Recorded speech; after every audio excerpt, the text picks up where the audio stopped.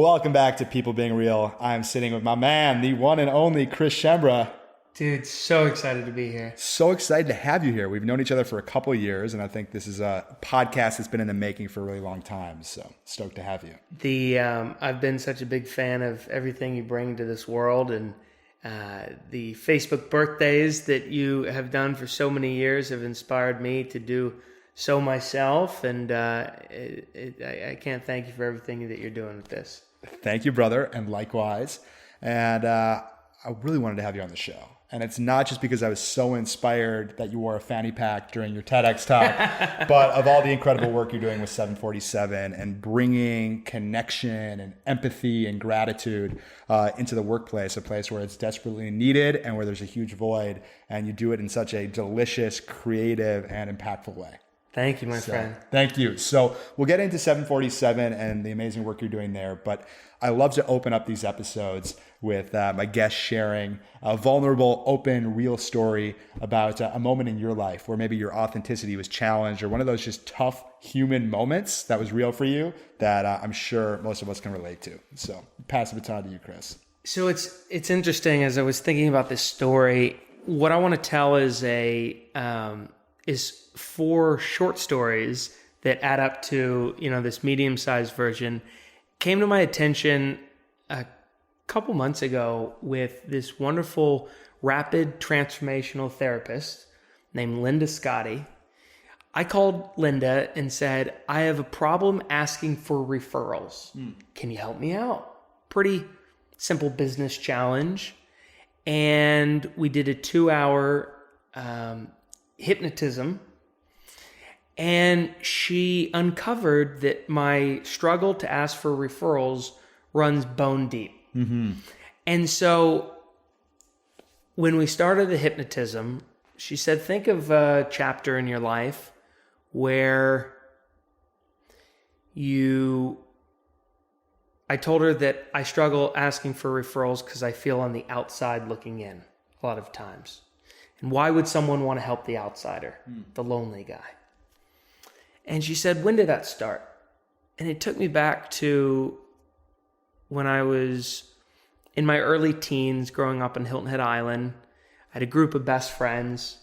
Everybody was close. Everybody lived in close proximity together. It was very easy for the members of the group just to walk to the next friend's house and pop on the video games or pop on the favorite movie.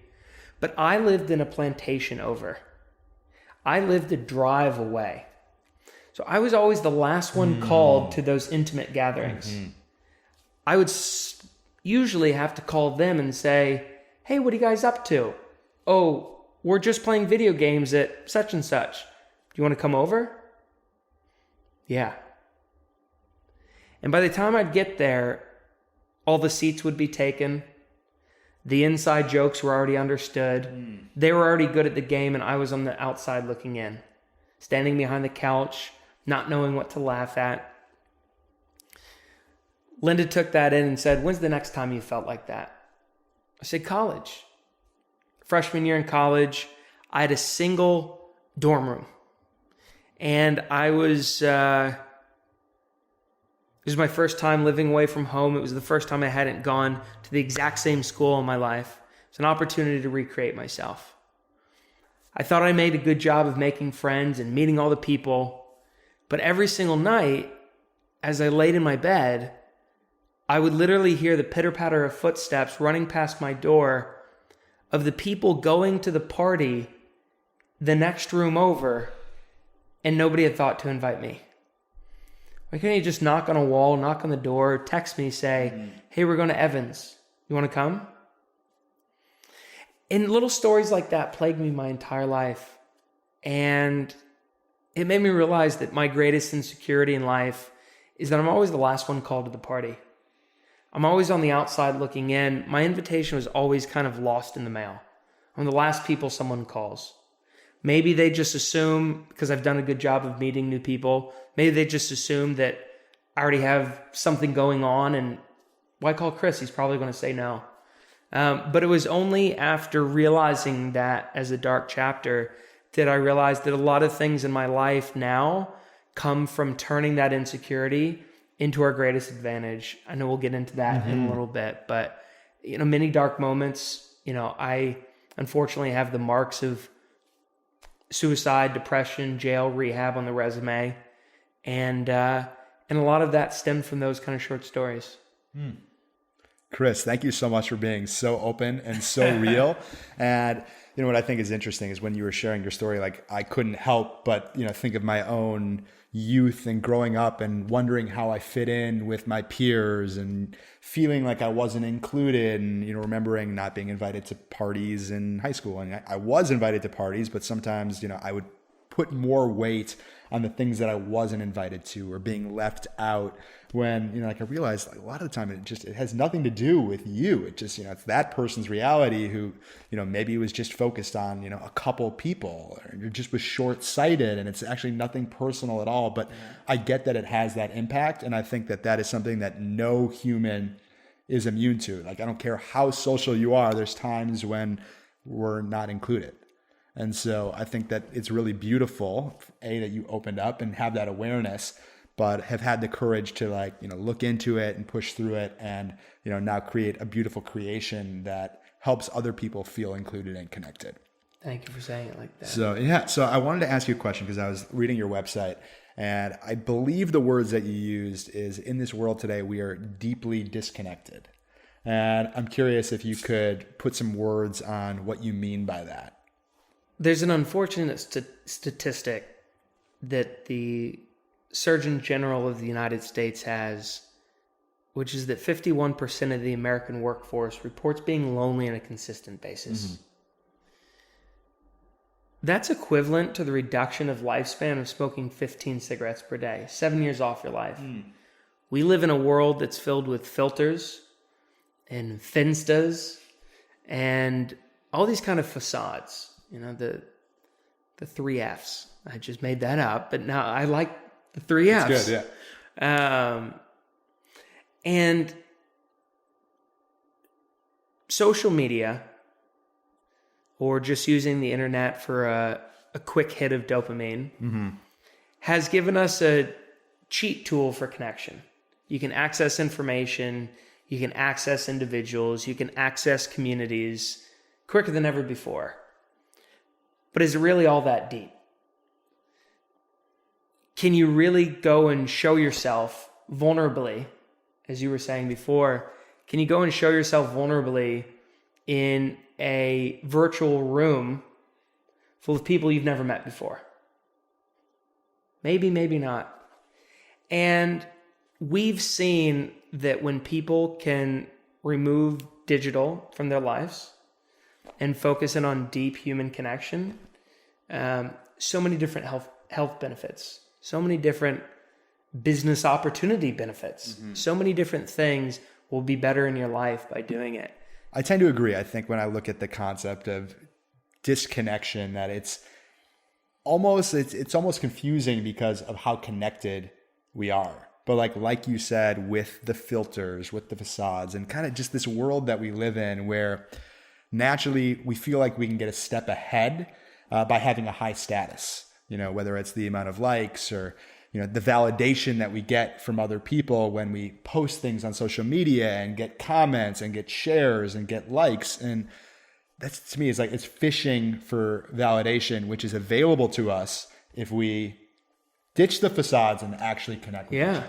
I mean, it's interesting. A great man by the name of Kevin Kelly, one of the original co-founders of Wired magazine, once wrote an article titled "The Law of 1,000 True Fans." And he argues that any artist, entrepreneur, creative type can make one heck of a good living off just 1,000 raving fans. People that will drive 5 hours to see your show and music. People that will buy that $100 special edition CD or book that you're releasing in the next 3 months. People that'll pay $1,000 for a coaching program. Out of 7 billion people on this planet, if you get 1,000 of those to believe in what you believe in, you're going to make a great living.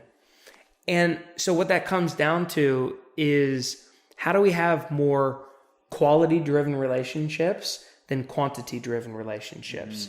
So when you think about, the initiatives that you inspired of, calling everybody that you're friends with on Facebook on their birthday, You're not doing that to receive a like. You're not doing that for external validation. You're doing that to create a one-on-one connection with the people who mean something in your life. And when you can architect your day around doing just that and showing gratitude to others in these one-on-one type of ways, no matter what you're going through, it's just a matter of perspective. You'll live a rich and meaningful, fulfilled life. Thank you. Yeah, it's the lessons that I've learned from doing the birthday videos is just it's so profound. And I do it for a lot of different reasons, but one of the reasons why I do it is because I can. Because the technology is available, and I think, why not? It's worth 15 seconds, 20 seconds of my life to just be like, yo, what up? It's your birthday. I see you. I'll always remember the time we did this. I'm just walking down the street and wanted to send you a little birthday love bomb. And it takes like 15, 20 seconds. It's so easy. And it's like, life is tough enough as it is.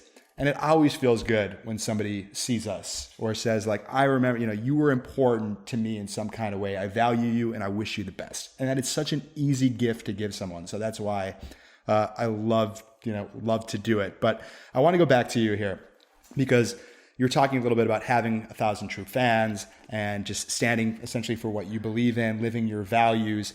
And by doing that on a consistent basis, connecting with people one-on-one, you can create a meaningful career. And that's exactly what you've done.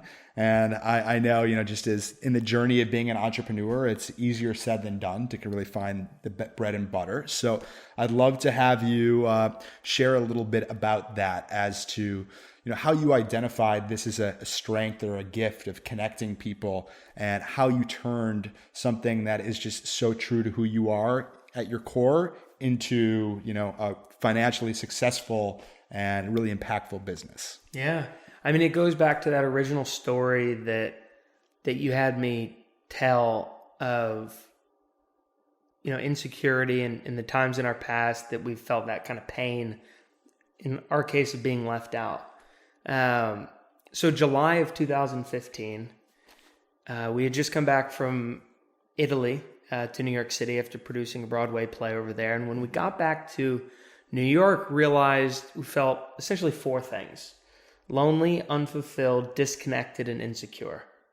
We all feel it in a variety of ways.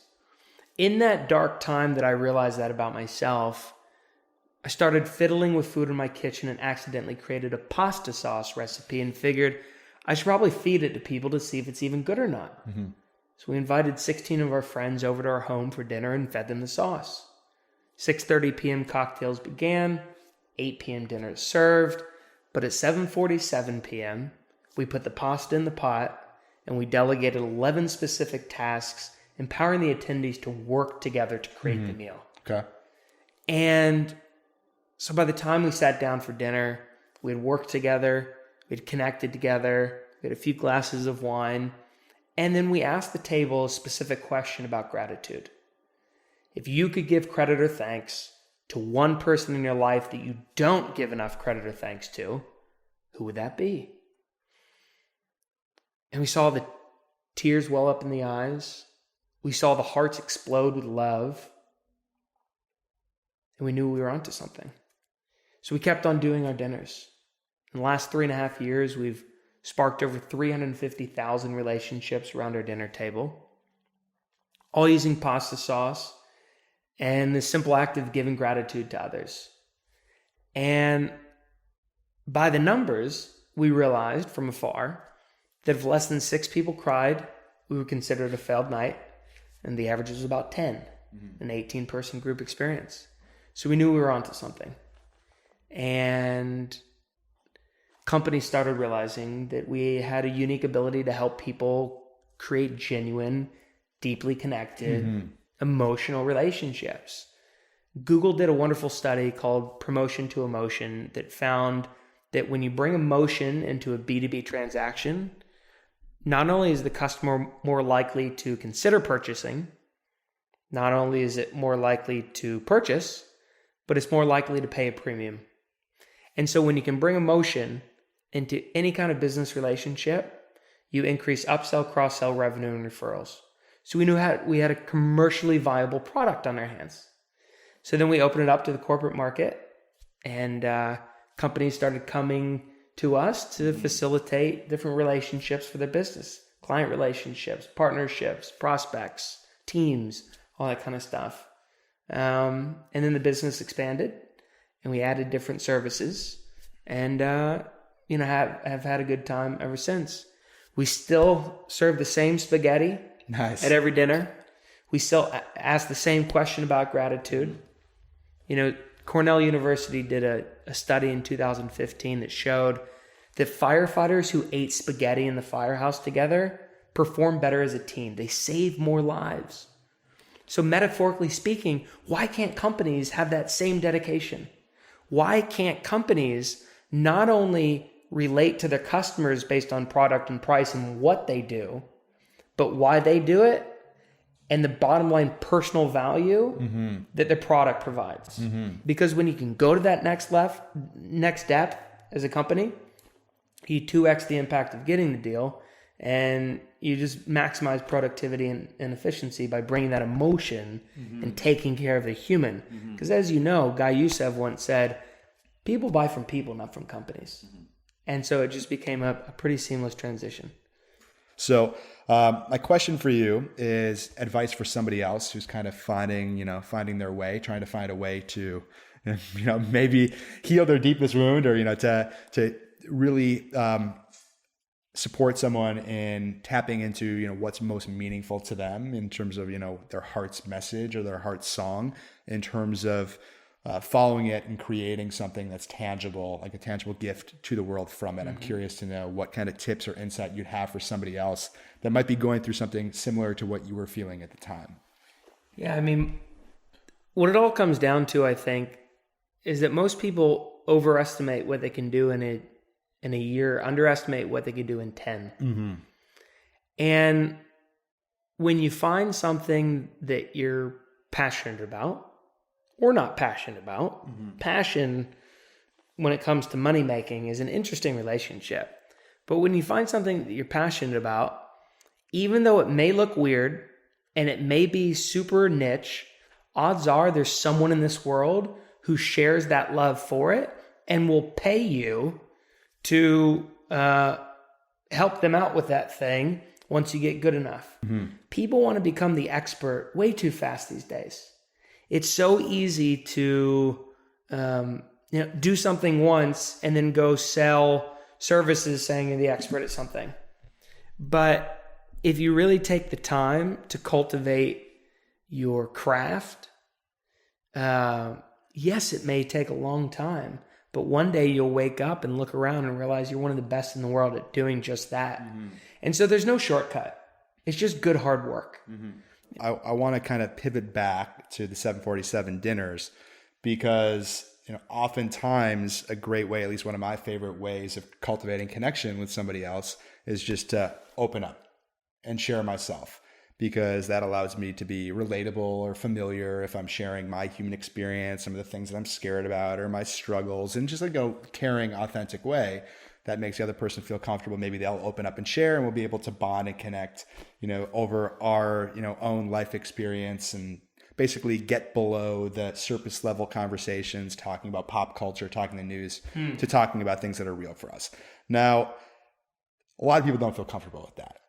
And so I think you've done a masterful job with your question that you shared before about thinking and acknowledging somebody in your life who's been meaningful to you, so that focus is actually on this other person versus on oneself. Like you mentioned that you tested out asking people at your dinners, what's your greatest fear? And like people then stop, short in their tracks because of vulnerabilities. So I think that is so fascinating. And it kind of reminded me a little bit of, what you were saying, that the answer is vulnerability, but we're still living in a society that has certain rules and comforts that we got to play to. So and Stanford University proved that decades ago with a wonderful 44-page sociological study called The Strength of Weak Ties. They advocate that vital information is best passed through a social network, through a weak connection. That's where we have the importance of brokers and third-party lenders, or third-party this, third-party that, whatever. Right? Look at credit card processing. Instead of money flowing from point A to point B, it has to go through a third-party processor to get there. Mm-hmm. And because it's safer that way. And when it comes to this element of we tried asking, what's your biggest fear? What's your biggest failure? What's your greatest regret? That's a direct one-on-one thing. Mm-hmm. We architected this question. If you could give credit or thanks to one person in your life that you don't, who would that be? That's that third-party weak tie that forces vulnerability. We call it third-party vulnerability.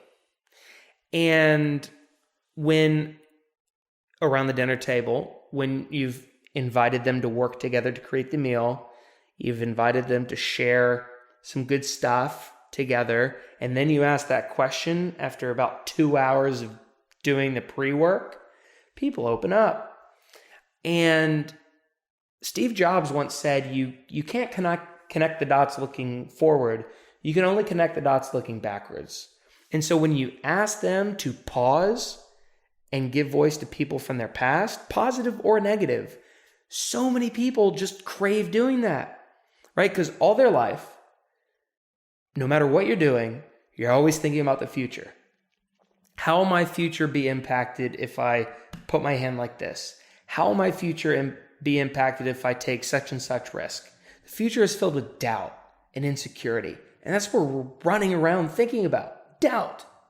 Or if you just pause and reflect on where you've come and who's helped you get there, positive or negative, you learn more about yourself, connecting the dots backwards, and that develops empathy in who you're doing that question with. So we ask that question around an 18-person dinner table. We also ask that question if we're keynoting a 2,000-person conference. We'll split up the entire group into small groups of 3 so that people get to know each other through that third-party vulnerability. Mm-hmm. And it sucks that we need that as a society, right? We Burning Man, Summit, great, open, vulnerable people, right? Not everybody's like that. They need these mechanisms. Those mechanisms create safety and trust. And that ultimately drives less loneliness, greater empathy, and in the business case, more returns. So good. I love that you found this masterful technique. And is that like the gratitude question? Is that in terms of if someone else is not at a dinner party and they're just connecting with someone one-on-one, would you recommend someone to ask that question? Oh, yeah. Or? Yeah. Our dinners are a piece of my soul, and it's a form of my art. My dinners are where I get to work with my hands. My grandfather was a butcher. My other grandfather was a cook on the USS Acushnet in the United States Navy. They got to work with their hands to serve the people. Those are our dinners. So we're not looking to scale our dinners. Everybody comes in and says, oh my God, you can franchise this. You could do this. No. These are my dinners. But that question and the concept, our hypothesis, everybody in this world wants empathy, right? There's a lack of empathy. The president's talking about empathy. The Pope's talking about empathy. Everybody wants it. Our hypothesis is that giving gratitude to others helps develop empathy. That's what we want to scale. We want to empower millions of people to become their own chief question askers. Mm-hmm. Everybody today has a platform to share their voice. Social media. You write one post and people see it. Even if you only have 100 friends on Facebook, that's more people that see your message than people 1,000 years ago would have ever heard your message. That's progress. But people don't know how to listen and be good question askers. And so we want to empower people to use this question as a tool to go up and be able to connect with anybody in the world by asking a simple question and by creating a safe space for them to answer, for you to listen, and then ask them a follow-up question. If I ask you, who you give credit and thanks to, the next question I'm going to ask is, are they still with us or not? Next question I'm going to ask is, what did you learn from them? What did they learn from you? If they could teach a class to people in your life today, what would you teach them? Or what would they teach? Et cetera, et cetera. Mm-hmm. And so when you learn the skills of asking follow-up questions that don't end in a yes or no, that's what we want to teach the kids of tomorrow. That's what we want to teach people, is that even though you're an introvert and you feel like you can't connect with people and you can't go into a social setting, if you go in armed with this question, you can talk to anybody you want. So true. Well, Chris, there's a few questions I want to kind of end this with. One of them is, I'm curious to know how your self-worth has evolved and changed as a result of producing these dinners. Has it at all? You know, in terms of taking your evolution from the story that you opened up with at the beginning to where you are today. I'm curious to know the transformation. Or the things that are the same. Yeah, I'm still an insecure fuck. And I don't want to ever change that. I still let people get to me to a detriment. And I don't ever want to change that. My insecurities are not going away. I may be the last person called to the party because I'm the one creating the party. But that doesn't mean that hurt isn't still there. And so my self-worth goes up and down. I'm a human. I have good days, I have bad days. Some of the bad days I do things. Some of the good days I do great things. And I don't wish anything different for anybody else, because it's through those troughs and through those dark moments where you find true connection. If my self-worth just skyrocketed and I was riding high all the time, that would piss people off. That would create disconnect. It's when we're both in the trough and being vulnerable and being real that you learn to listen to others and know that you're not alone. And I'm grateful for those moments. I'm grateful for the shitty days that I wake up and have to shake my girlfriend awake in the middle of the night and saying, am I doing the wrong thing? That's self-worth, is acknowledgement and being authentic. That was such a mic drop. I don't even want to ask you any more questions. That was so good. Chris, thank you for being so real and honest. And I think that like you just perfectly summed up just the duality and journey that it is of life, just the polarity of our feelings and emotions and riding the wave and it being fluid. So thank you for being so real. What can we do to support you? Man, I encourage you to take this question and to go off and find the loneliest person in the room and ask them this simple question. They will blossom like a flower. If you have a company and you value bringing humanity back into your relationships, your customers, with your team, give us a call. Email us at info@747club.org. We'd love to work with you.